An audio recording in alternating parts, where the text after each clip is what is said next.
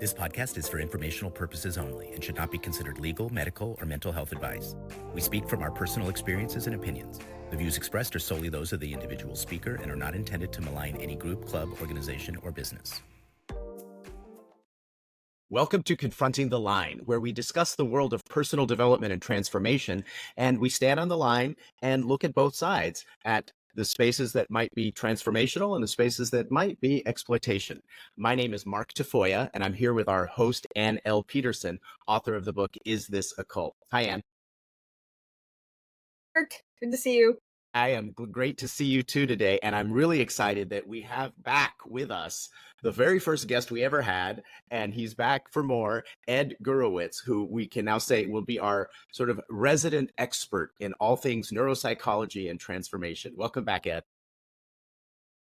Thank you, Mark. It's good to be back. Good to see you both. Yeah. And, we're so grateful to you for having been our first live guest on our podcast as we kind of get our sea legs and as we figure things out. And we've had several episodes since you came on first and plenty of guests, plenty of really great discussion. And so we wanted to have you back, and our audience and the folks that listen have asked a lot of questions, and we wanted some follow-up. So we wanted to kind of have you back and sort of, get down to brass tacks with it.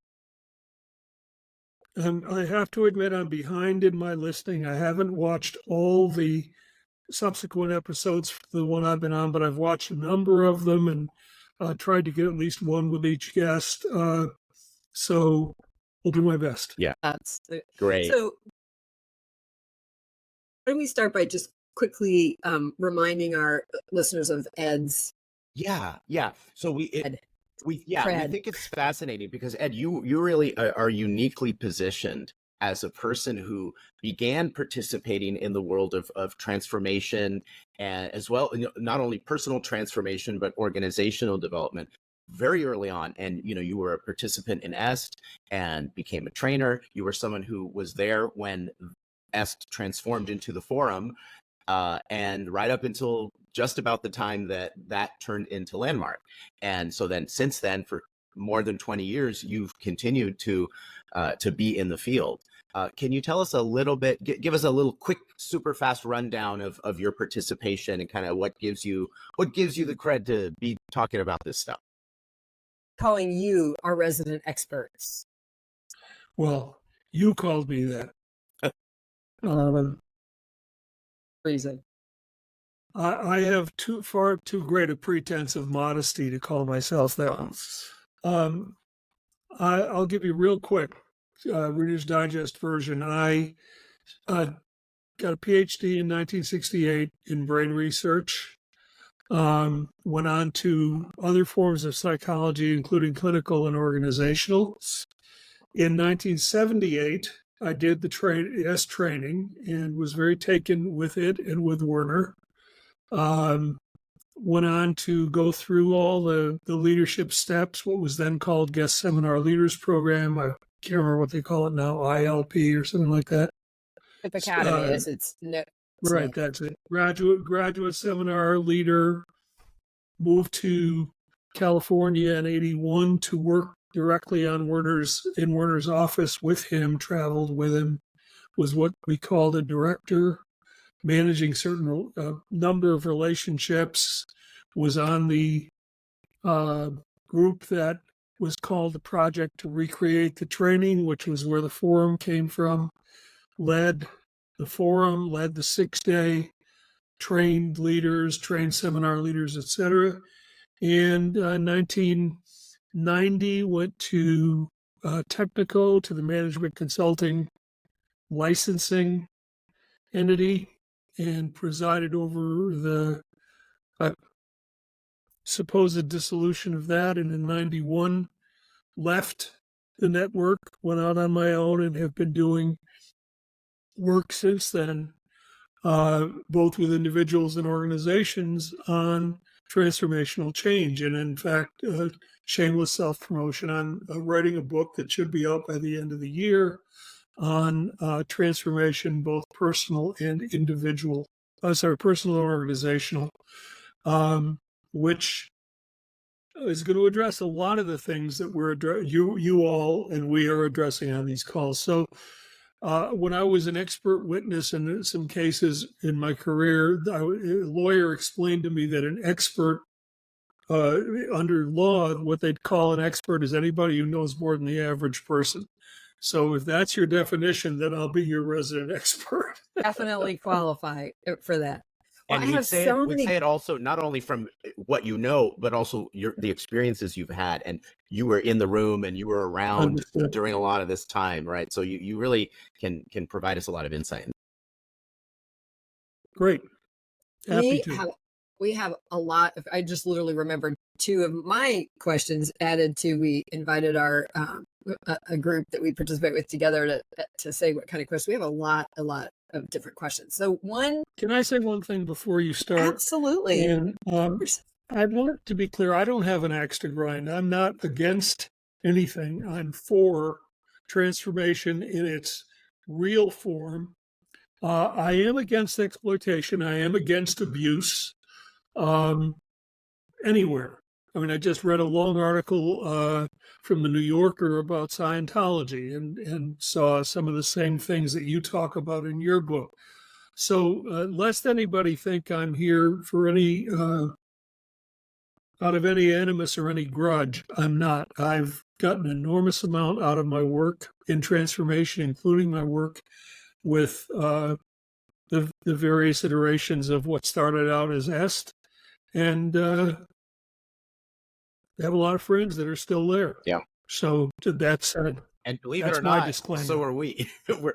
Neither of us have come to this with an axe to grind, other than the experiences we've had and what we've heard, and the experiences that we've heard directly from other people that are very clearly problematic and that could arise in any movement that's seeking to reach people that want to develop themselves, right? We all came to it with this yearning to develop ourselves, and we found something, and we got something great out of it. We created something great for ourselves out of it, so much so that both Ann and I, as well as you, we started participating more, and we led programs until such time as there was like, whoa, this is a problem and I can't participate, right?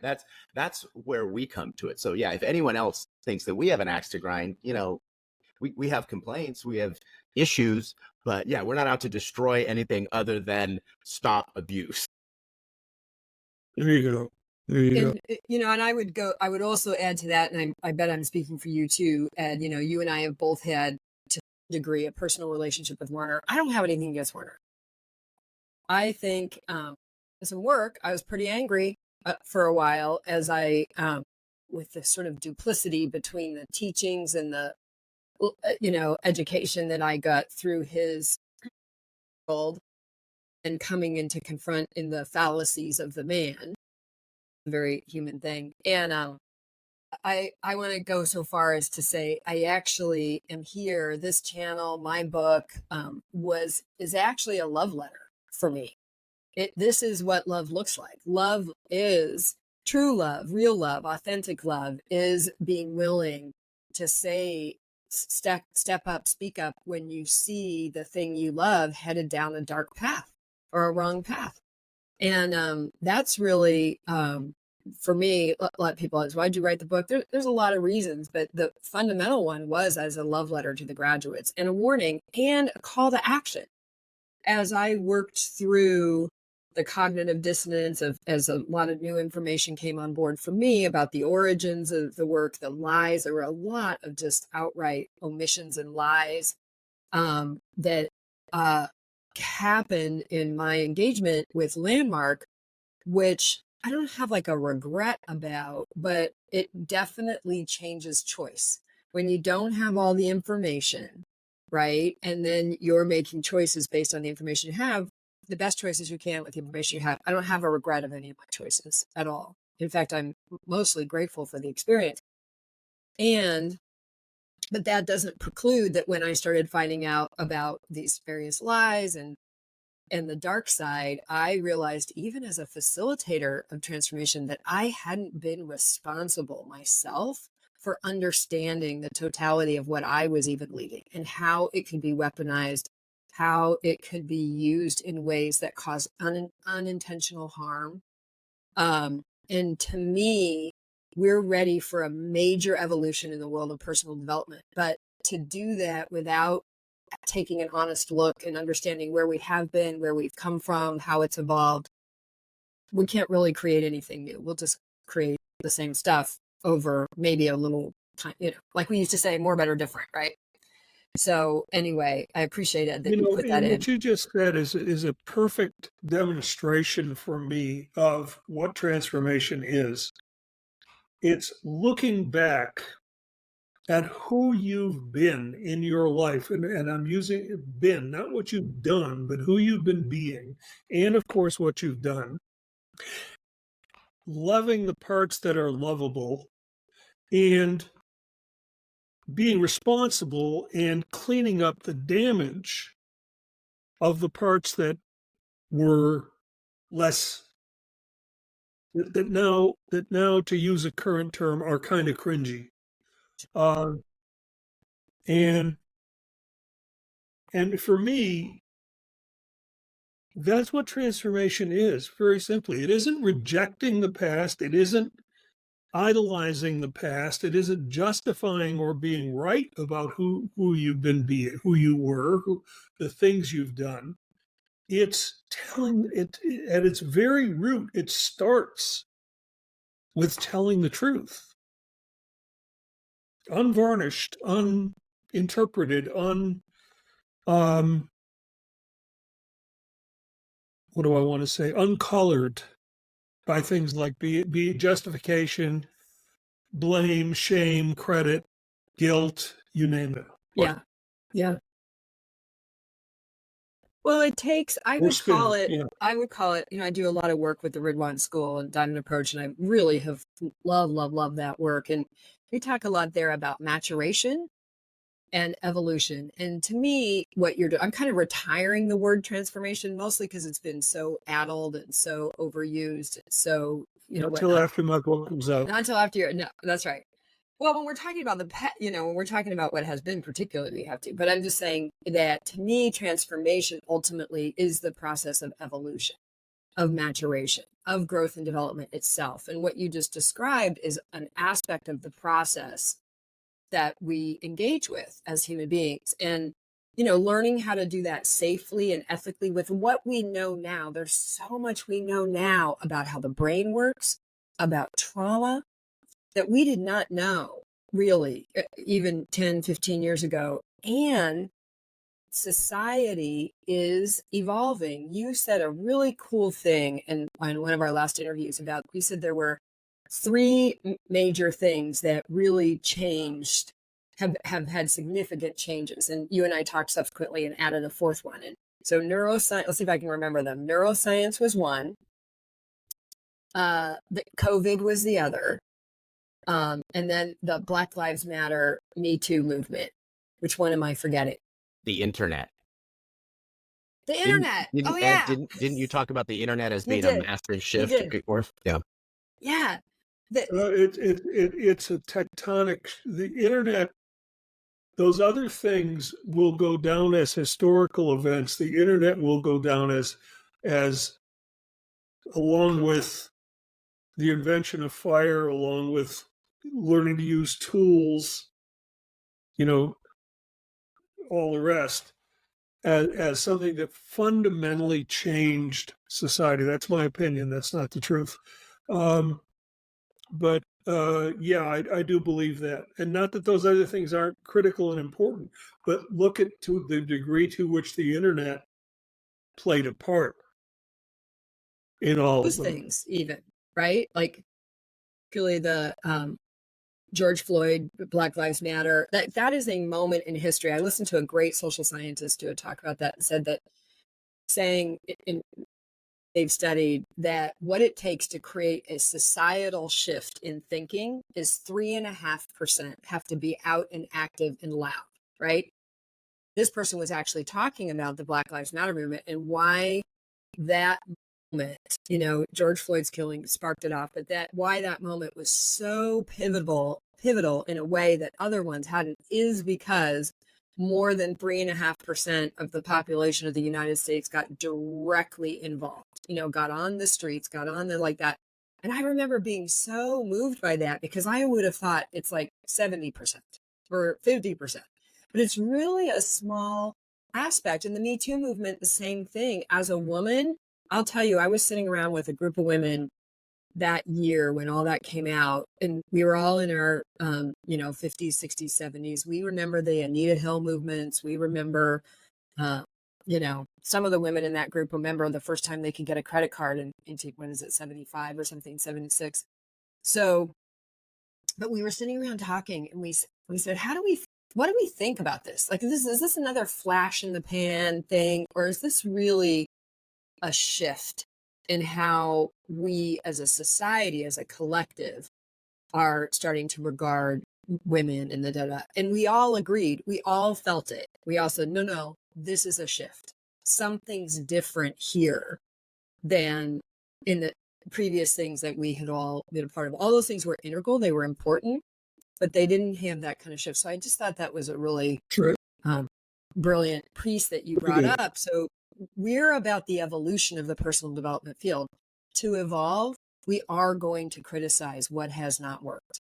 We are going to look unabashedly in the mirror, and because we've been a part of it, we were a part of it. That's what I was grappling with in my book. Wait, what have I been a part of as I learn new things? So that kind of brings me to one of the questions that somebody asked me to ask you from our last interview, which is, you mentioned, so let's just kind of dive into some of the scandalous stuff that has been emerging. And so one of the things is that in the, I call it the WWW world of Werner, right? So that means Est, Werner, Erhardt Associates, Landmark, all the kind of iterations. But you mentioned that in your time there, you knew about abuse. And somebody came to me afterwards and said, I'd really love you to ask Ed, what did he know? And then how did you rationalize it? How did you, I share in my book kind of how the process I went through as I learned about it and how I responded. But I was responding in a very, very different time. I was responding in 2020. So that's important because the what we now consider abuse and what we considered abuse in the late 70s, early 80s are different. That doesn't mean we were right then and wrong now or the other way around. It's simply a change.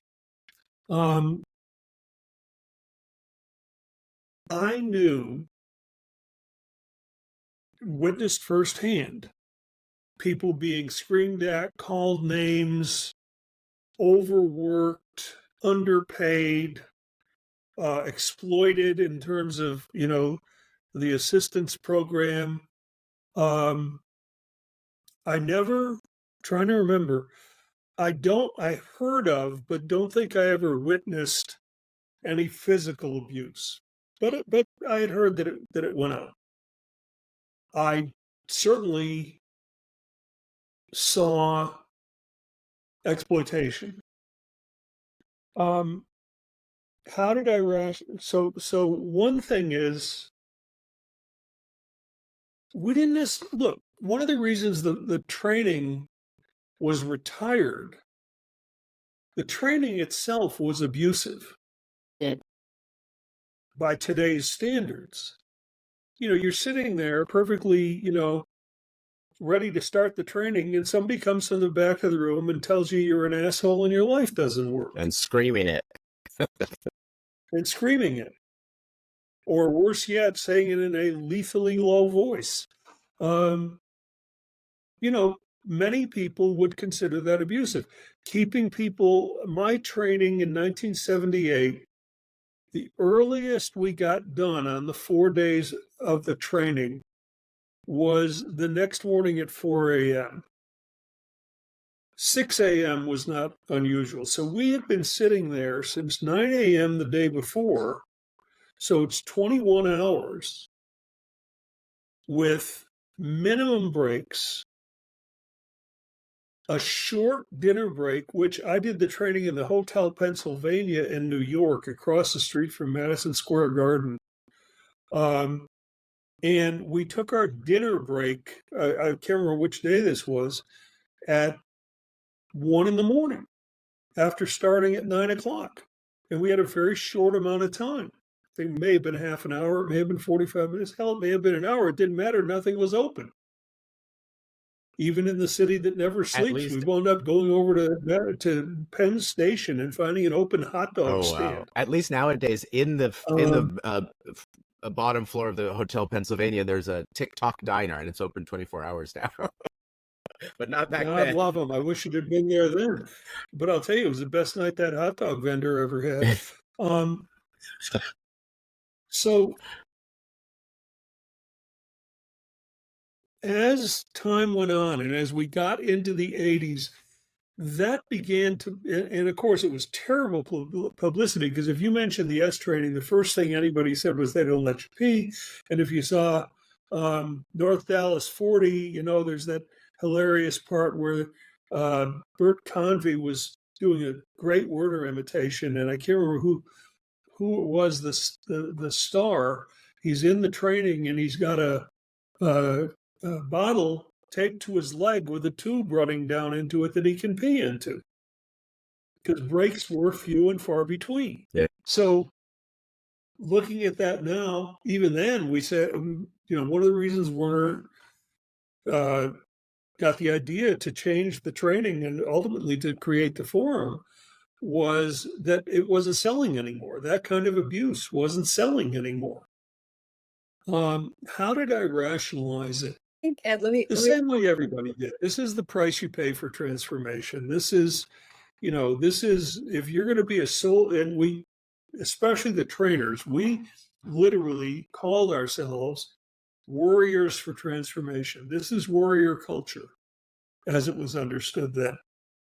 I think that's the king, the pin, the main pin, because that carried through all the way up into, when I started working with Werner and he showed us, I talk about this in my book, but the Full Metal Jacket video, and just to explain, you're going to hear me talking really harshly to my staff, et cetera, et cetera. And, as I shared with you, I wouldn't know until later there was even such a thing as verbal abuse in a legal sense, even. Like, I knew there was a way of being talked to that I wouldn't tolerate. And I wouldn't tolerate you talking to my team that way, because that's who I had responsibility for.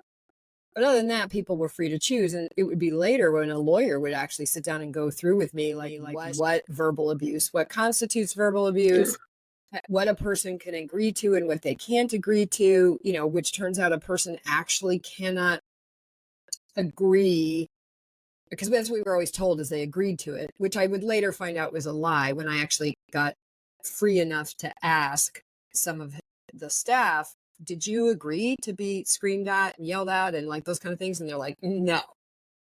And, but they were, it's called grooming, right? But they were groomed to accept that. And I think what I'm talking about, Ed, is, there's the tactics of the course that were revolutionary, jarring, a perturbation, we might say, in the times, created a big result, a big splash. And then that, like all things, it's almost like a fad, it runs dry. But the abuse, I think, that we're all a little shocked by is the kind of abuse that's layered on the staff and the trainers. I mean, I was told a story about a trainer being made to crawl and beg for their job. I've been told stories about, staff being made to sit in plastic child chairs in front of one of the executives and be screamed at.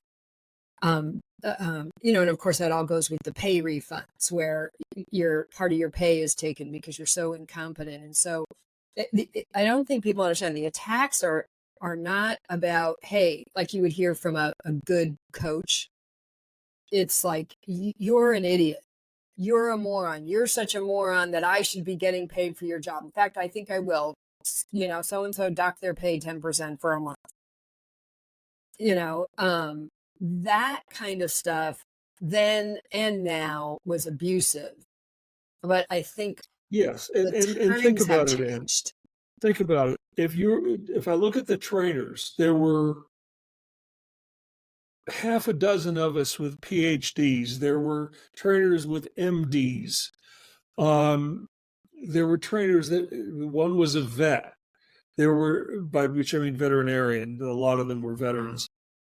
These were people who were making a lot of money before they became trainers, myself included. I went from a six-figure psychotherapy practice to making $23,000 a year. Oh. The highest I ever got before I went to Technico was 45 grand.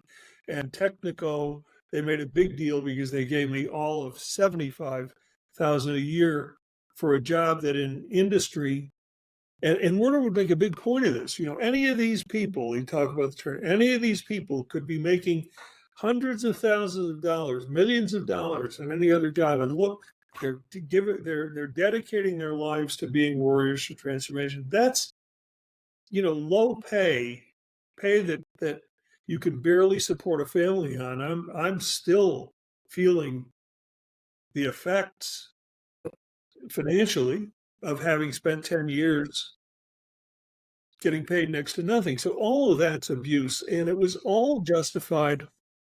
It really is. It really is the end justifies the means.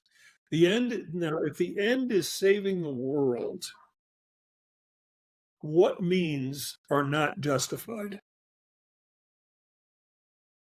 Nations go to war with less justification than that and sacrifice lives. So if our purpose, if what we signed up for was saving the world,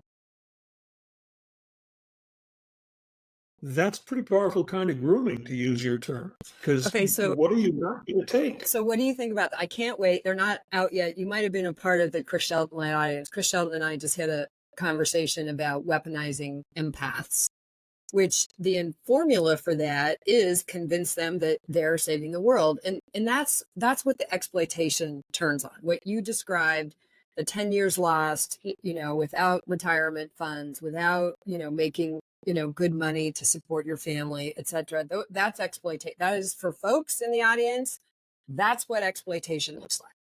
And because you agree to it doesn't make it right. And No. I think we're coming to a point in our society where we're just starting to say, well, we don't think exploitation is right. Okay, so how do we do it better? How do we have that work better?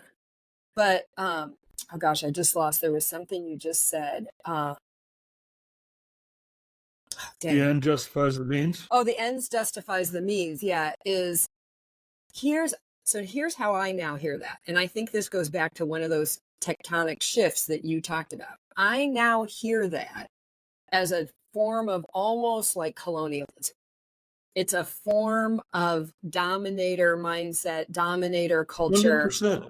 And I wouldn't have said that 5 years ago because I hadn't made a study of understanding that first with myself, right? And then in my set, because I'm part of the dominator culture, so to speak. I'm a white, cisgendered woman. Even though I've had a challenging life, I had advantages that others did not have. Yeah. And in the 19th century, Rudyard Kipling wrote a poem called The White Man's Burden. Take up the white man's burden, you dare not stoop to less. That's called the justification for colonialism, slavery, enslavement, sexism, everything. Yeah. It's like, if you start with the premise that you are a superior being because you see that the world needs saving and you see how to save it. And it's the noble thing to do, right? Whether it's a noble thing to do, whether it's Scientology, whether it's est, whether it's religion, whether it's whatever, then you can justify anything. And Ed, to what you said, it's so interesting. You know, I used the word spin earlier. They've used it as they've spun that and said, look, we've got all these amazing, powerful, incredible people who are the top of their field. They could be making millions of dollars, but they're here. They're here changing the world. They're here to transform life itself. And they don't care that they're not getting paid for it. Like, they would literally use that as a positive. They're not getting paid very much and they don't care because they want it. They're here to shift something in the world. And like, that was used as a selling point, in fact.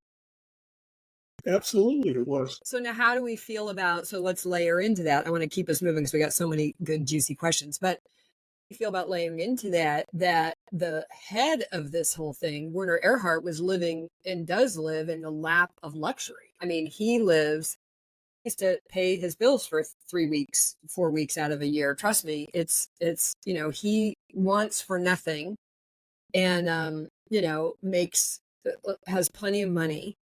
How do we feel about that as people? I sacrificed 26 years.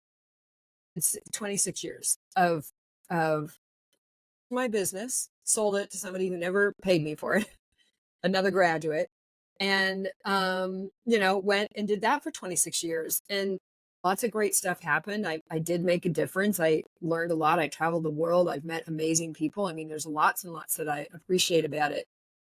Now dealing with it 56 years old, I have a lot of skills, but you know what? My market value is pretty much where it was 26 years ago, adjusted for inflation, which is not enough now to build a retirement, to build, all of these things. So I'm dealing with that impact.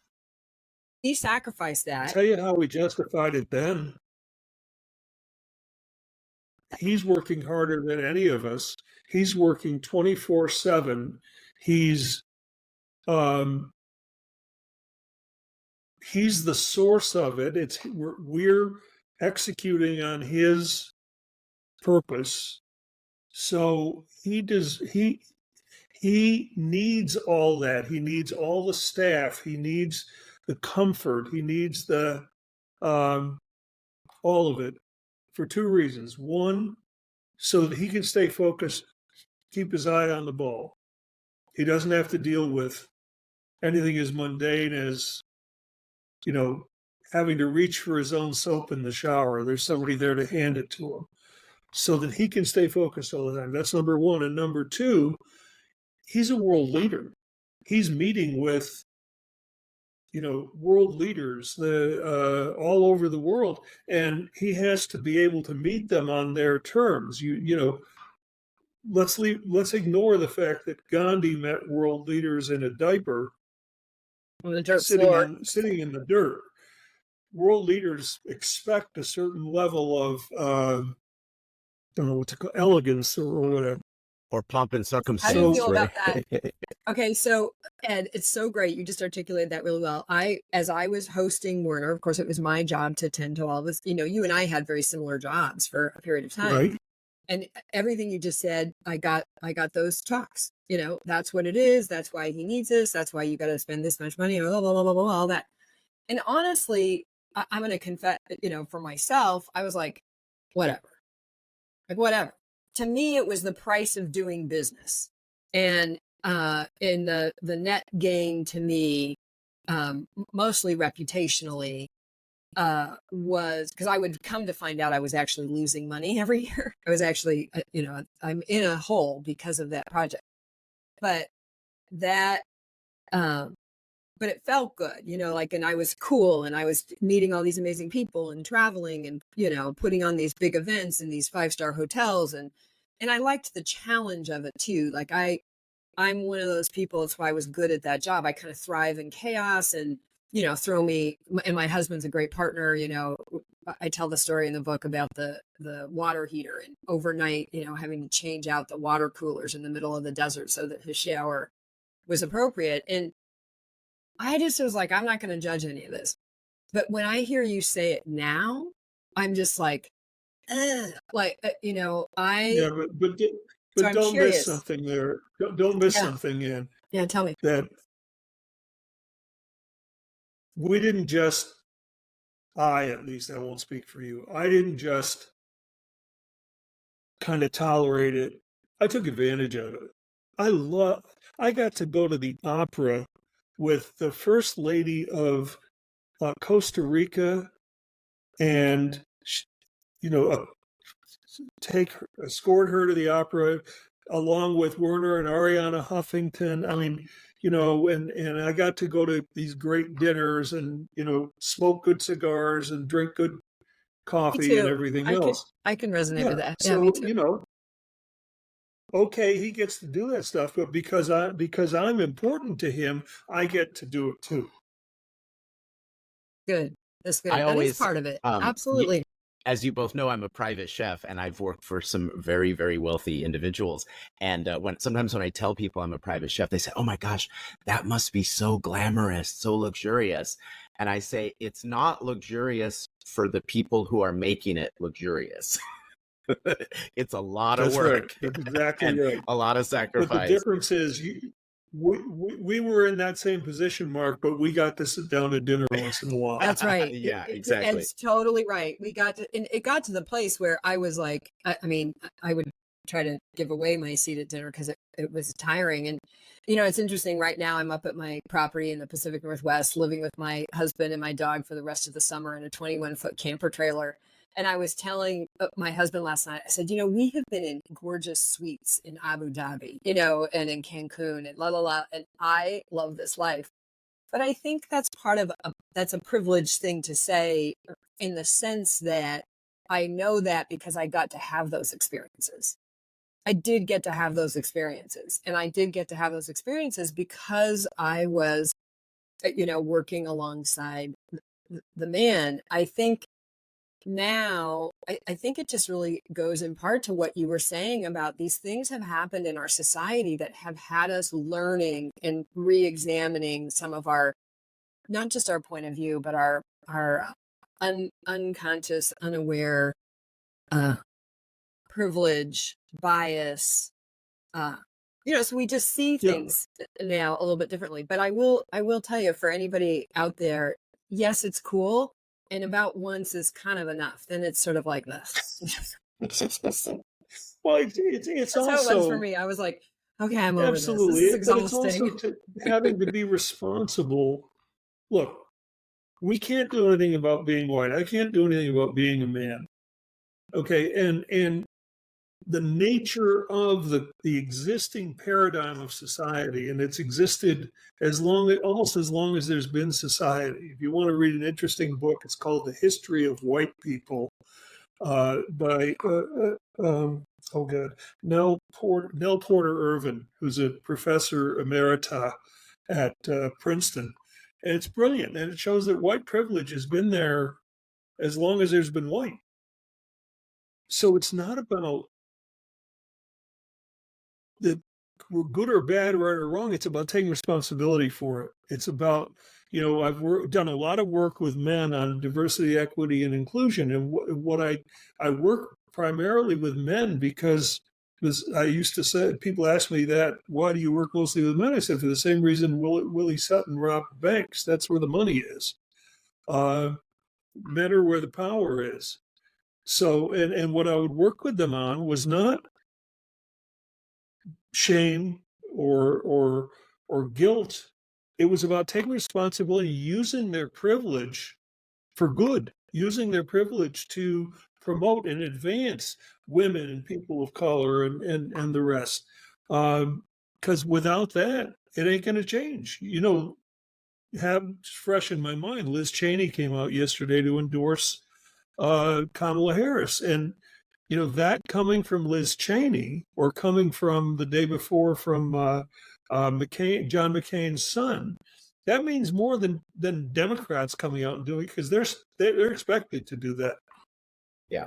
I think It's you can liken it to if it's easy for you to walk through a door, then you can hold it open for someone, right? That door is not closed for you. You can easily walk through it. You can bust through it if you want to, and then say, okay, let these guys in. Closing behind you.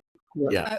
So I'm going to do a very shameless plug for another one of your little books that you just sent me, and we'll put a link in this. Inclusion, the role of leadership. Why are we separate? Why do we need to come together? So I'm only through the forward, but for folks listening in our audience, I told Ed when we got on, I said, just the forward, I'm hooked. I was already an Ed fan. Now I'm even more, because that's, if we're going to evolve, if we're going to grow as individuals, as a society, as an industry, any of that, we have to be willing to expand and share power. That's how it happens. They don't, I mean, there is the domination. I can have a war and I can take power. We can, take power back and forth from each other by force. But history has shown that's usually pretty temporary at best. In the terms of history, it might be thousands of years, but still, it's circular. But when we share power, then we can build things that are unimaginable, that are beyond. And that ultimately is what transformation is about. Which that brings me to the question. So one of the questions I have for you, I wanted to have you a little bit of commentary on what you see is the difference between personal development and transformation, and give us a little preview, because I know this is in your book, and I've been blessed to get to read a forward draft and enjoy it. But I love the way you there's personal transformation and then there's organizational transformation. What do you see as the primary difference? Well, let me start with the similarity. Okay. Transformation, and Werner articulated this brilliantly. This was about 79 or 80. Transformation is a shift in the location of the self from content to context. Now, it took me a long time to parse that one out. That's deep, thick jargon, but let me I think I finally understood what he was saying.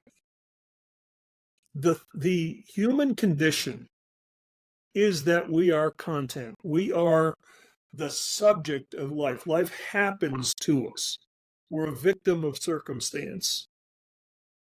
Fact of. When you shift to the paradigm, to the point of view that life, I am the space, I'm the clearing, the field, and I spend a lot of time in my book on Faraday's notion of fields. A field is a physical thing. It's a place where something's more likely to happen. Simple example: put a magnet under a sheet of paper, put iron filings on the paper. The iron filings line up in an orderly fashion. Take the magnet away, they don't. It's a magnetic field. A field is where certain things are more likely and certain things are less likely to happen. Well, when I realize that I'm the context or the field or the paradigm, whatever term you want to use, in which life is happening, it's not happening to me, then I have choices I didn't have before about how I respond. I have no choice. The Stoics in ancient Greece said you have no choice in what happens to you. You have absolute choice about how you relate to what happens to you. That's transformation. When you can make that shift. Well, so personal transformation is when you do that at an individual level, and it requires going back and really taking a hard look at decisions and interpretations and conclusions and how you structured the world when you were too young to have had the tools to do it. And then shifting to a space of choice about how you're going to relate to the world that's not how you decided to relate to it when you were 4 years old. Okay. Now, organizational transformation is the same. The default paradigm for human being is victim. The default paradigm for organization is hierarchy, authority, etc. White supremacy, the whole thing. It's the societal default paradigm. When the leadership of an organization owns that default culture and shifts to create a new culture, a new context. The organization is now the culture, rather than an object within the default culture. That's organizational transformation. It's much harder. It's much more fragile than personal transformation. And it's interesting because a lot of corporations. Sorry. Go ahead. Just a lot of corporations nowadays, they talk about that, right? They're actually actively talking about their corporate culture. The unfortunate part of it is that they're using it as a buzzword, and trying to invent a corporate culture that looks good in PR and that looks wonderful when you tell your employees, here's our new culture. And then you just don't live that way. Right. Like the culture is always Well, you see, the the problem is, default. Like, Mark, the problem is Drucker said, culture eats strategy for breakfast. So if you take a culture and it's 12 principles that you hang on the wall, but it's inside the existing culture. And an analogy I like to use is this: if you go to the supermarket and it's a slow time of day, they play slow music on the Muzak. You don't even hear it, but you shop more slowly and you take more time. If it's a busy time of day, they play fast music, and without even hearing it again and without realizing, you move faster. You fall in line with the culture. So what many organizations try to do, and this was a great example of this, was business process reengineering in the 90s, which failed to make any difference because they put in new ways of doing things, but they didn't change the being of the organization. Being of the organization is culture. I've seen, in fact, I just finished a chapter in my book where I talk about that an organization treats transformation the same way the human body treats a virus. It either rejects it, encapsulates it, so that it's kept in one part of the organization but isn't allowed to affect the rest of the organization, or it's infected. And I give examples of companies I've worked with where each of those things happened. But as I say, organization transformation is much harder and more fragile, and we've cracked the code on it. We haven't cracked the code on what happens, for example, when a CEO who was behind the effort leaves, and the next CEO has to, you should pardon the expression, piss on their own fire hydrant. Well, or how would you explain? So one of the things that I've come to realize, so, since my book came out and all kinds of people started coming to me and telling stories about what I was speaking out against in the little culture around Werner, which I thought was entirely distinct and separate from Landmark. And that's why I say when I started to learn about the lies, the main lie that I learned about is that Landmark ever really separated from Werner Earhart Associates Nest. Yes, it did legally. Like, yes, there are legal things. There's a purchase and sale agreement. I've seen it, and all these kinds of things. But he still remained. He was in the shadows. He was in the basement, and I have this whole analogy about he's in the basement. So, but what I've seen is the personality of the leader becomes the culture of the organization. That's kind of how I would say it in terms of my investigation. True. Yeah, tell me what I've got right, what I've got almost wrong. 100% true. Oh, First really? of all, see, you came in for the second big lie. Aha. The first big lie was Werner invented this stuff. Right. Yeah. Werner packaged it. He was a genius at packaging. And synthesized. I think he synthesized some of it. Like he took in that's parts. Part of packaging. Is Absolutely, it? Okay. Yeah. And he put it in a form that, in terms of the culture of the 70s, and then with the in the culture of the late 80s, he put it in forms that were attractive to people who were seeking. But every distinct so-called distinction in the training and in the forum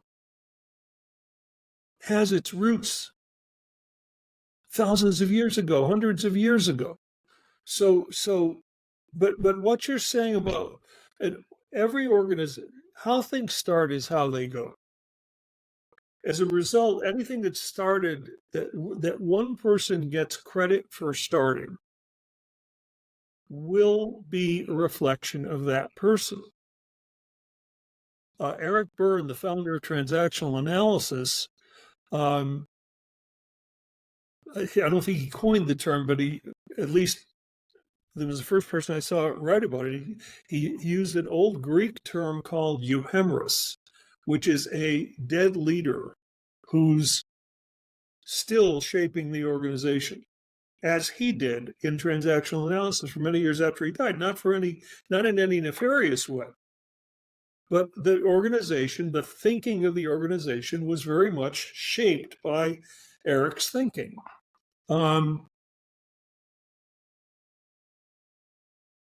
Werner, everybody knows about Werner's past. Well, I think not by as now many as probably one would think. They're learning, though. he was first of all, he was a salesman. Second of all, he always had a vision of something greater. That vision led him to leave his family, start a new family, start the training, et cetera, et cetera. Now, what people don't, people talk about he was abusive, this and that. Well, his first wife, I worked with Pat. She worked in his office long after, he left and all that.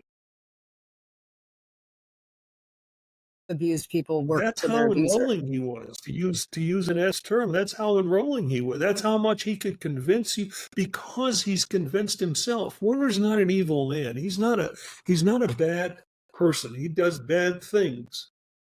That makes him a human being. I don't know any human beings who haven't. I mean, Gandhi did bad things. I think we have to. Part of growing up as human beings is learning to hold multiple truths at the same time, multiple things. So that's why I say I don't have any animosity towards Werner. I actually think that we can learn right now. I think we've learned what we can learn from the work that Werner put together, and we'll continue to, for sure.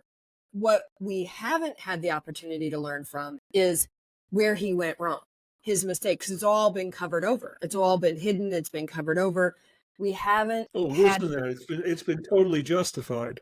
Completely justified and learned. And it's you had my friend Alan Kahn on one of your broadcasts, and I watched both halves of that very carefully. I know Alan. I've worked with Alan outside of EST on consulting work that we participated in together. I like Alan. Alan's a good guy. But so much of what he said, I could hear the organizational justifications that had been, that we all absorbed. Yeah. That we, the Sufis say there's three great mysteries: air to the bird, water to the fish, and human beings to themselves. The justification, all the justifications for Werner's life of luxury, for Werner's abuse, for Werner's yelling at people, for all of it. And fill in, folks. Was the water we swam in. And fill in, we're talking about Werner because that's where we have our direct experience. But we can, I'm sure those of you listening can fill in. We see leaders. We see these phenomenons. They're all over. That domestic abuse is raging in our society. Mm-hmm. Exploitation is raging in our society. I don't want to get too political, but if you talk to hardcore Trump people, they've got everything justified. Right. Same with hardcore Harris people, right? I mean, not to play the both sides thing. As a hardcore Harris people, I can't know that because it's the water I swim in. Oh, I'm a hardcore Harris person, and I'm very clear that I'm right.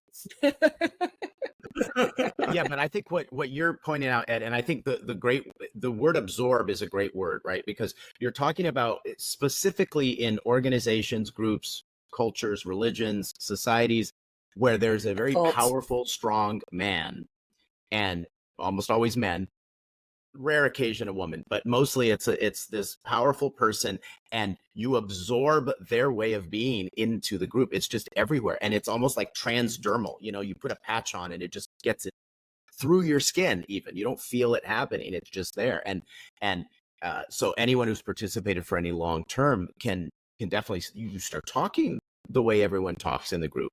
Most the most impacted, the most susceptible to that does fit. Alan hates it when I use the word brainwashing, but it does brainwashing, the actual definition, it actually does fit. But you think you are somebody who cannot happen to, you are the most susceptible one there is.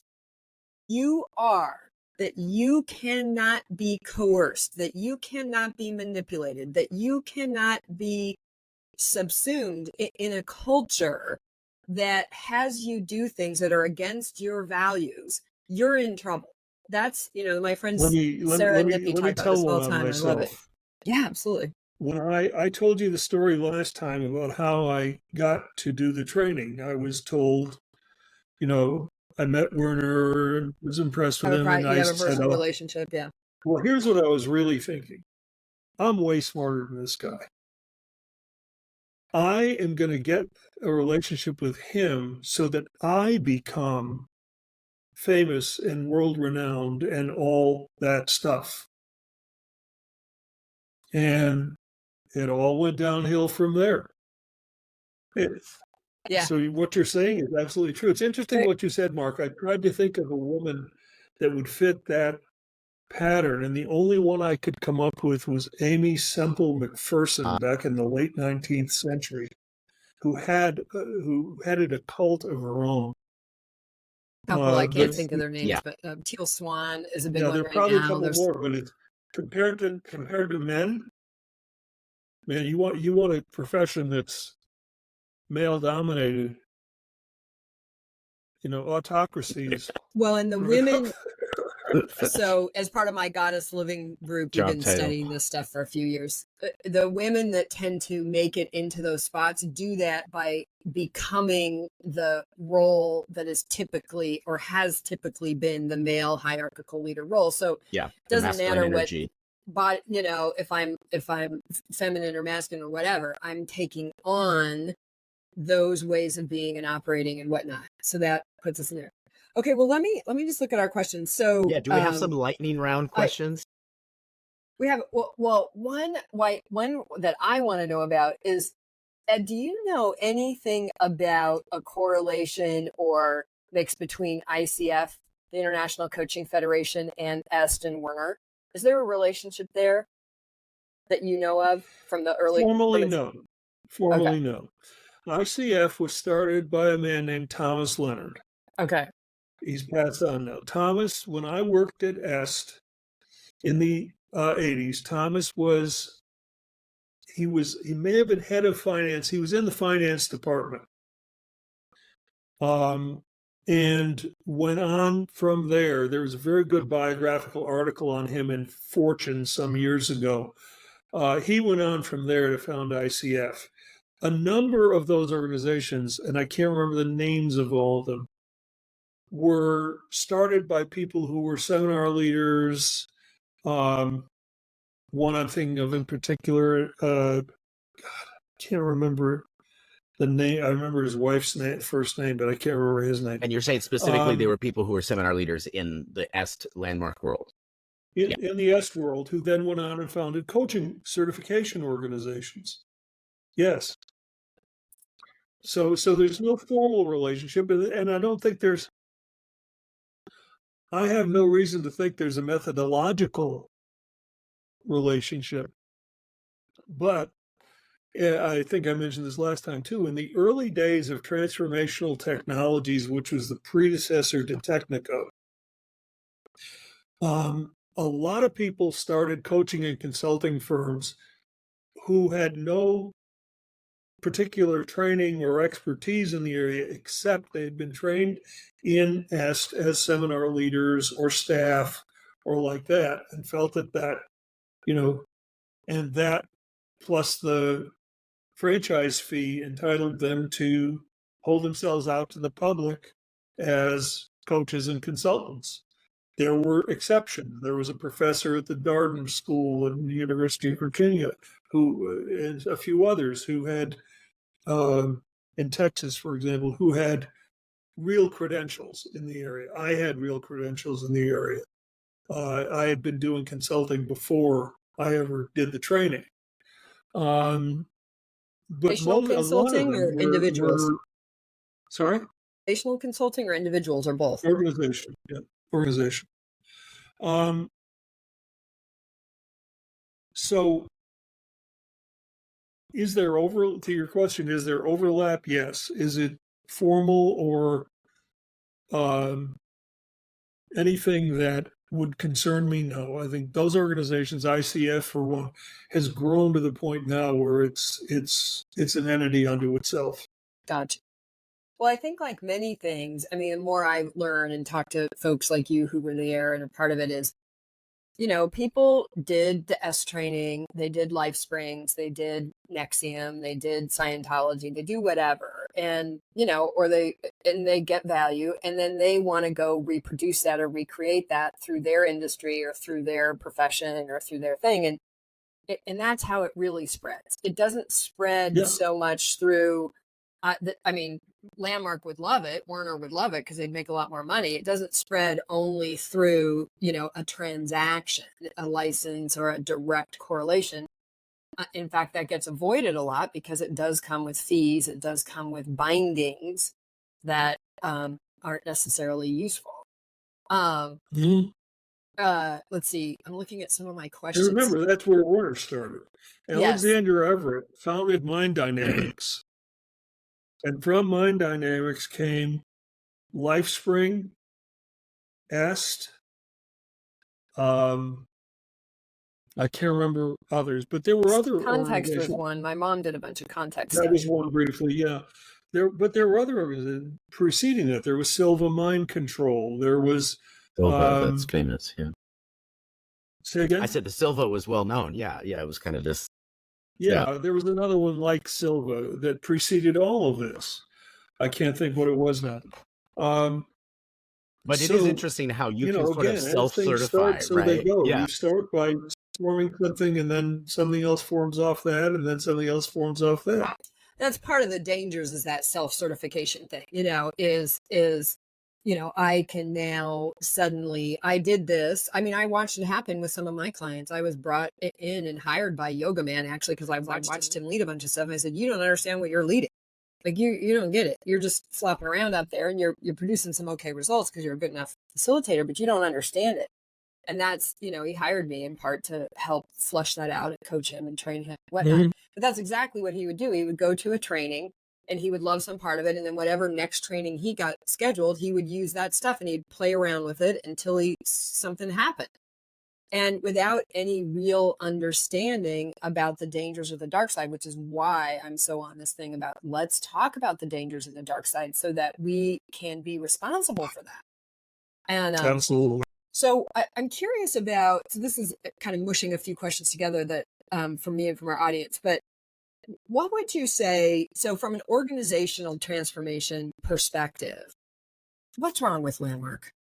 Like, why is it such, what's their Achilles heel, or what's missing there from your perspective, which I know you haven't had any direct, I can hear Harry already. Well, Ed hasn't been involved since it's been Landmark, but we, amongst us critters here, we can acknowledge that Werner Erhard & Associates, transnational, Landmark, it's all the same lineage. It's been run by the same leaders, by the same people. They changed the name. They changed the organizational structure. They just bankrupted the North American operations. And, they created a new company and merged it and then bankrupted the old one. So now they're a new one. So they can technically say they're new.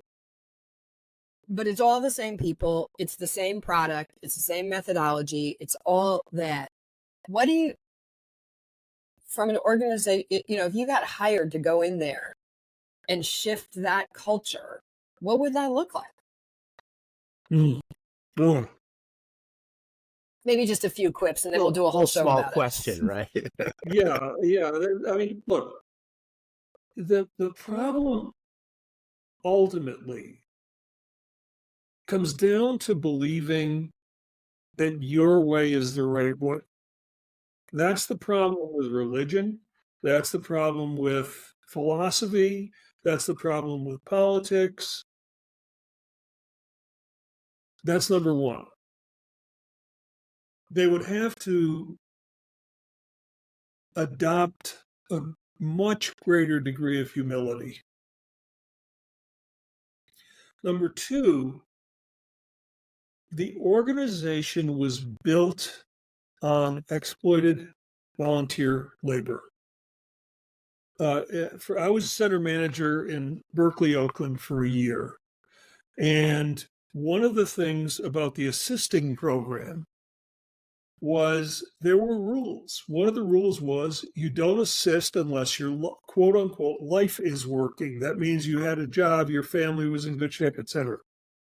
Well, I took that very seriously, so I fired almost all the assistants, because that being Berkeley, there were an awful lot of people who were looking for, ways to have their life be about service and assisting and all that, and weren't particularly paying attention to whether their life was working. They were fighting, they were doing God's work.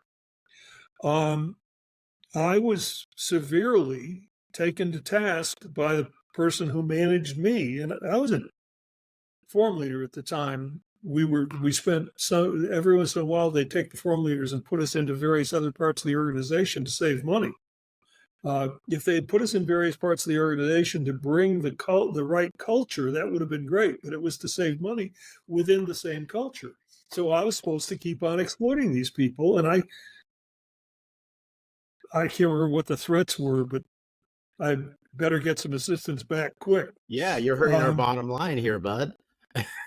Exactly right. So that level of dependency on people's willingness to be exploited, whether they realized it or not, is one of the key things that's, to use your question, wrong with Landmark. Now, I understand because of the labor department and stuff like that, some of that's changed, and Harry's right, I haven't been there 25 years. It has changed in the United States of America. Okay, it has not changed in every other country they operate in. They're still using volunteers and other. And the third thing is, it's great to sell a product by word of mouth. When I participated in Landmark, I shared about it all over. I told people were sick of hearing me talk about it. Okay. When I was on the board and working with the Mankind Project, which is a transformational men's program, takes place over a weekend and is pretty clean as far as cult type or exploitative type stuff. Very clean. I shared it all over the place. In fact, I had lunch with a friend the other day who is going to do the weekend starting tomorrow. That's all good. But if you make your staff's worth dependent on whether they can get people to invite people, and then you make your leaders worth whether those people register and pay money, and then you pile program on program. One of the things that first impressed me about the Mankind Project was after the weekend, everything's free. There's no follow-on. I mean, there are programs you can do, but there's no pressure to do them. But the main program, which is called integration groups, people they're self-organized, self-governing, and they're free. Yeah, you're talking about the difference between organic sharing, just natural. Someone it falls out of their mouth because it's so great. Oh my God, this new app is amazing. You got to check it out, right?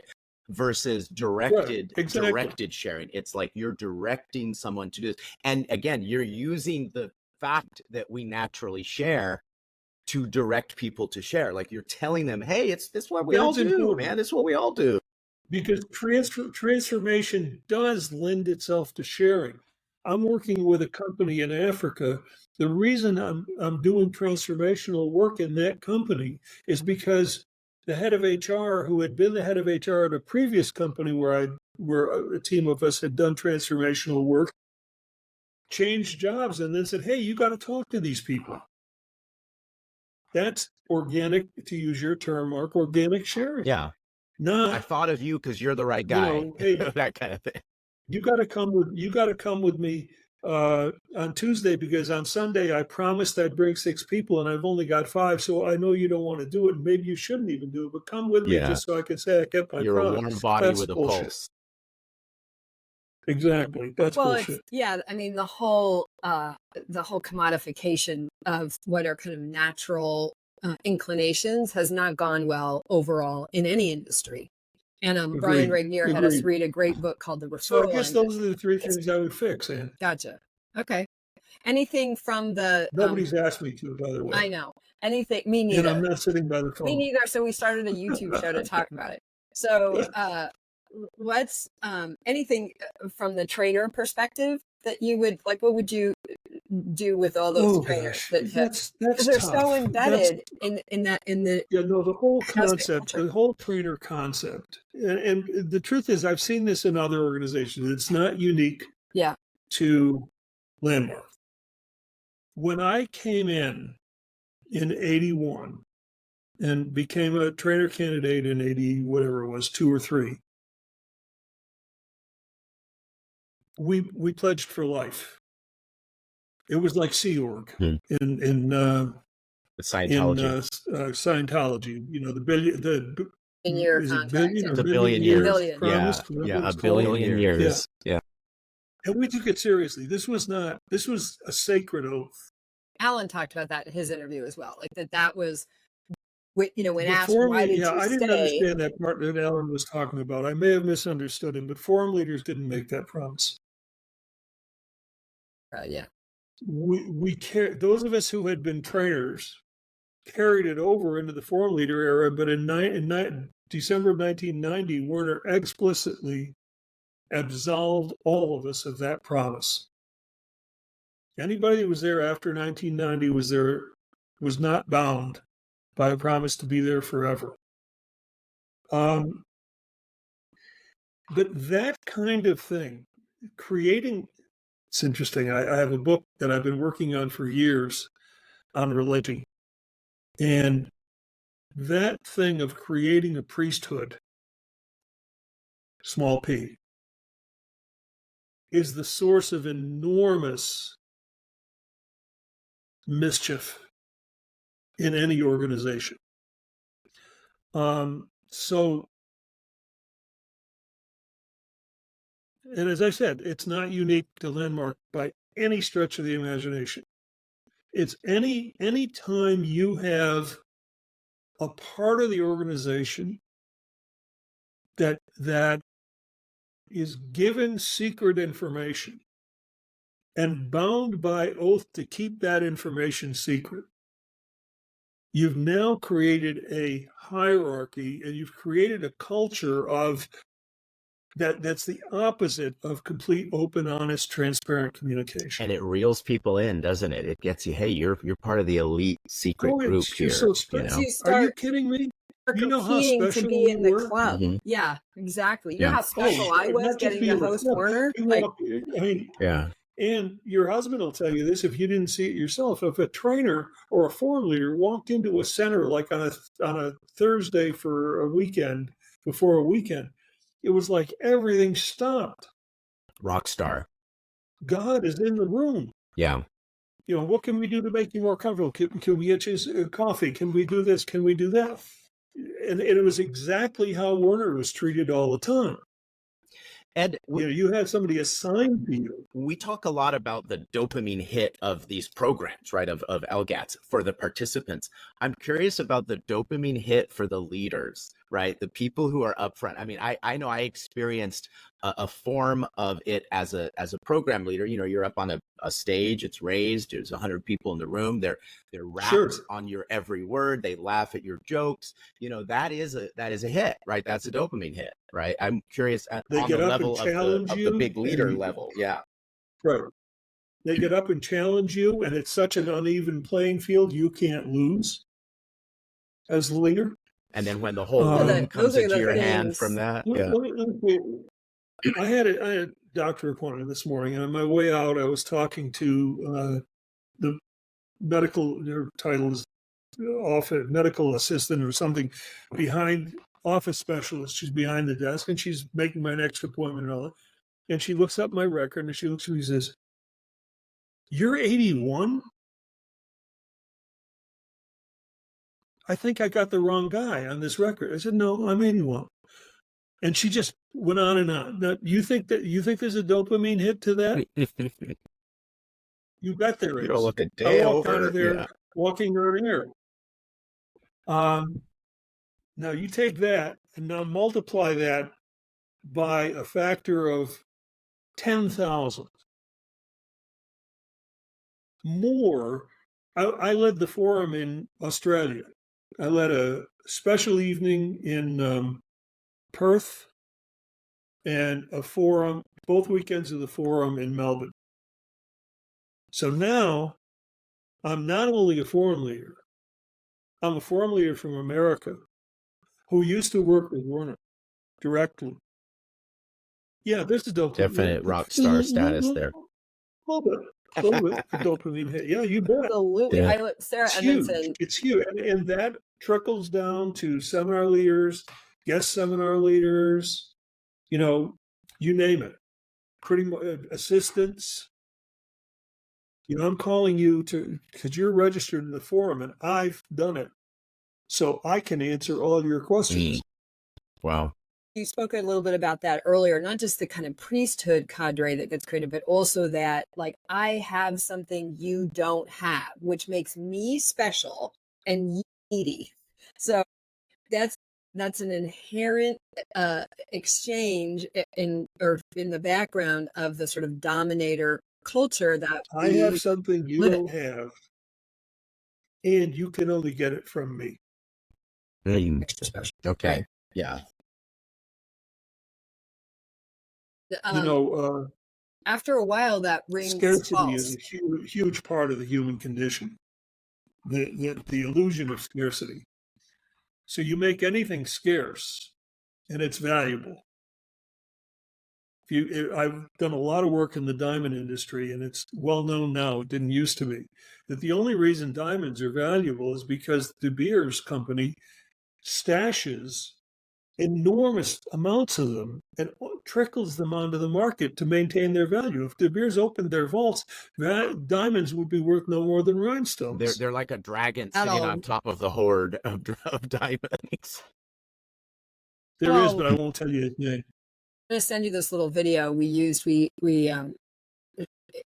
happened in the middle of the pandemic, so it didn't go farther, but we're coming back around to this project. A dear friend of mine, Suzanne, and I, we tried to launch a summit that was about collaboration, ultimately. Together, Better Solve, or Imagining Action, we called it. And a friend of mine shared with me a video that we share there. It's called Enoughness. I'll put it in the show notes as well.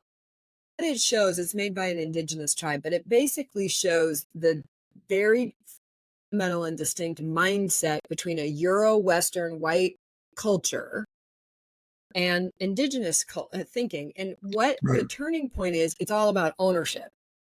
So in the dominator culture, your power comes from owning the resource, owning the things, having the most money, capturing it like that. The indigenous is very, very different. They don't think of things in that way. Everything is South Africa, it's called Ubuntu. Yes, yeah. Okay. And I think as we've got so much corruption and so much stuff happening, we're just starting to re-examine these background conversations that have just been there, so much a part of who we are. Right. So I think, actually, I'm just looking at my list of questions here. We've kind of touched on most of them in one form or another. I think there was one here that was really interesting, which is, why didn't the forum leaders stand up to Harry and Joan about a 60-hour minimum work week for the rest of the employees? I'm not exactly sure what specific incident this person's talking about, but I do know that that's come up again and again and again. Lots of people have gone to the CEOs and everything. Charlene Afferman, the most famous one, is well documented in the trail book, walked off and protested the horrifying work hours. The literally, I now know, constitutes domestic slavery in many countries. So let me answer it a couple of ways. Why didn't a group of people who spent their lives on the road, were home, if we were lucky, one weekend a month, and while we were on the road, were expected to be in the center all day and leading events at night stand up to leadership about about staff working 60 hours a week? Because we were working more than 60 hours a week, and it never would have occurred to us that was just how it was supposed to be. Secondly, you want the down dirty truth. We didn't care. We didn't care. They were doing their job. We were doing our job. Everybody was working hard. Everybody didn't sleep enough. Everybody didn't take care of themselves. As long as that room is full on Friday morning, right? I don't remember ever in my years there having that conversation about, how unfair it was that people were working so long. We had conversations about how unfair it was that people were paid so little. But that was, that was for the cause. Those things go hand and there in was hand. some, I know there were conversations, because in my era, I would say it's the same. It's just, that's what you did. And I don't think that's 100% unique even to Landmark. I mean, Landmark took it pretty far beyond, but everybody knows the American culture is you live to work. I mean, that has been until recently, because the younger generations are now saying, heck no, I'm not up for that plan. We're actually, in the pandemic, you actually listed that as one of the 4 things that really created a tectonic shift. Well, part of what happened there is people started to see, wait a minute, I don't want to have my entire life be about working, even if it's to transform the planet. So I know for me, as that whole idea that I had some kind of transformation that nobody else had and that the planet needed it, as that has dissolved, because now I don't believe that at all. I think transformation is available in all over the place anytime, and it's each person's journey, to where and when and how they want to transform. And they can do that reading a book. Or I love, somebody put on Facebook for a while ago that she has conversations with the bus driver in the morning sometimes that are transformative, but just chatting with the bus driver. And I was like, that's so great. If you're out for transformation, you're going to find it. We used to say that it, in an uncharacteristic, and I would say false humility, we used to say it's not the training that transforms you. We could get up here and read the phone book, and if you were out to transform, you would transform.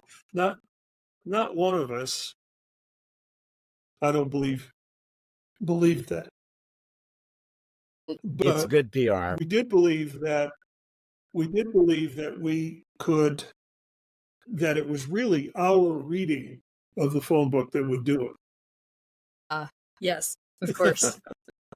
If it did it, it would be because of how we read it. Yeah, of course. But it was mostly how we delivered the program that did it. Well, and I think we've, sometimes just as a note for a future program, Ann, we ought to talk about the 6 day and what was unique about that, because it was a very unique legendary program. Yeah. Let's do it. Okay, I'll put it down on the list. I think this is probably a good place to stop for today. We, one thing I want to appreciate that we've done in our conversation today, that is a big part of my commitment with this show, is we've sort of illuminated some of the phenomenon and the ground habits and ways of thinking and seeing that starting to see a source of some of the problems, right? I just really want to thank you for that, and acknowledge. Well, I want to thank you. I've never been designated a resident expert before on anything, although I always thought I was. Nobody ever called me that, so I've got a title to add to my my chevrons on my sleeve. But seriously, thank you. This kind of conversation is daylight, and daylight is what's needed. You called it the dark side before. And, I know we've got George Lucas to thank for that particular designation, but really it's true. If you only shine light on one part of something, you make the dark part even darker. Yeah. So these interviews you're doing, and I watch them religiously. I get behind because of time, but it's never far from my mind that if I've got the time to watch one, really are shedding an enormous amount of light. And, I saw the questions people posted in response to your request, and I really want to thank all the people who are watching and ask you, not bring guests, but if you know people that are interested, recommend this to them. Yeah. Subscribe, Wow. like and So subscribe. thanks both of you. There you go. Yeah, the old like and subscribe. Thank Yeah. you so much, Well, Ed. And, may the force be with you. And we got lots more questions. So we want to talk to you on your 91st birthday. Live long and prosper to mix our metaphors, right? And then we can go. And then we can do even do Doctor that. Who. You do that We can very do Doctor well. Who at some point, right? Oh, I got the T-shirt, man. It says, "Don't worry, I'm the doctor." There we go. Okay. I wear that on one of these calls. Awesome. Awesome. Well, thank you so much. Yes. Till we talk again. You bet. This has been Confronting the Line. Ciao. See you next time.